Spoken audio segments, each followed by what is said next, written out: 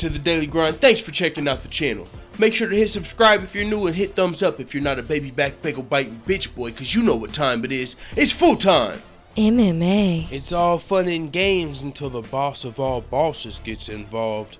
The Association of Boxing Commissions is ready to uphold sanction against Mr. McGregor for his Bellator shenanigans.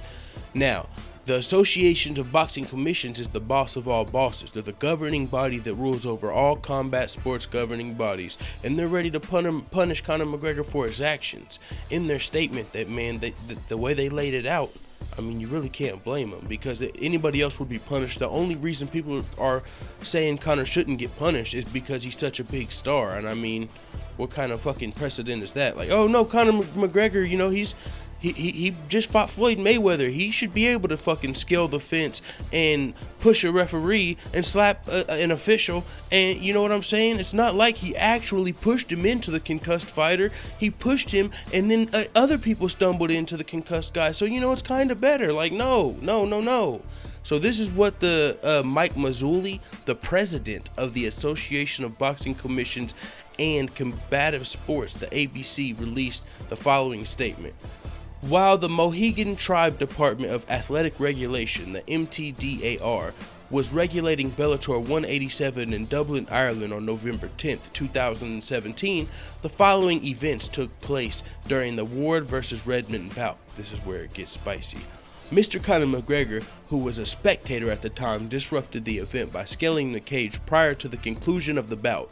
Mr. McGregor's conduct jeopardized the health and safety of the bout participants by delaying necessary medical attention to the fighters that were injured during the round.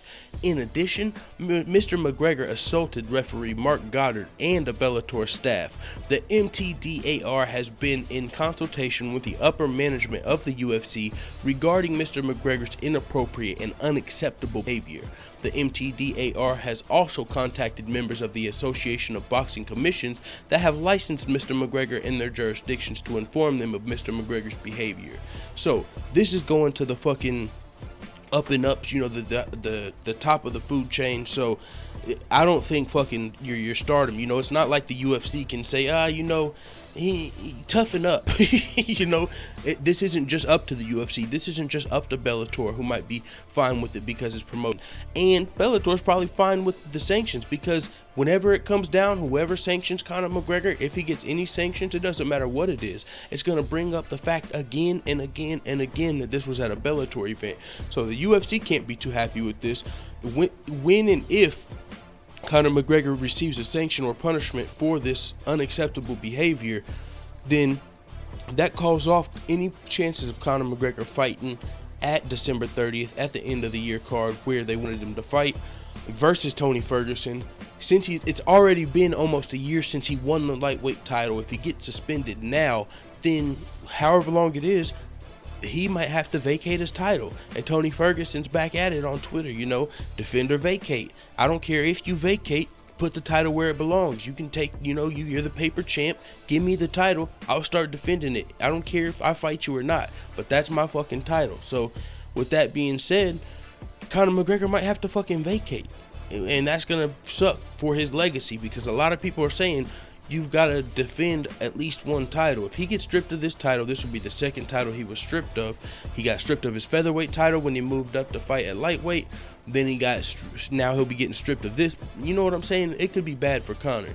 Now, when he comes back, he'll still be huge. It'll just be without a title, but in spirit, he'll still be the champ, because he was the first to have two titles at the same time. So he'll always be the champ. I mean, he won't be the technical champ at the time, but he was the first to do it. Madison Square Garden. In spirit, Conor McGregor's always going to be the champ.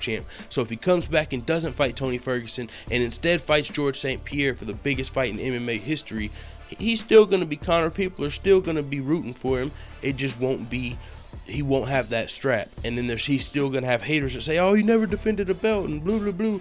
Conor McGregor, he's going, damn. You know what I'm saying? There's going to be those guys. So, but we'll see what happens here. I mean, and on top of, if these guys want to punish Conor McGregor, the UFC might. Like, they might want to strip him just for the fact that all of this is happening at Bellator. Now, their December 30th card is not going to be as big as possible. I mean, it is what it is. They still kind of got to be cool with Conor, because then when he comes back, they got to be on speaking terms. They got to be able to negotiate a comeback fight, which is just going to make it all that much bigger, you know what I'm saying? So it is what it is, man. Let the full-time family know what the fuck you think about these shenanigans in the comments. I'm out.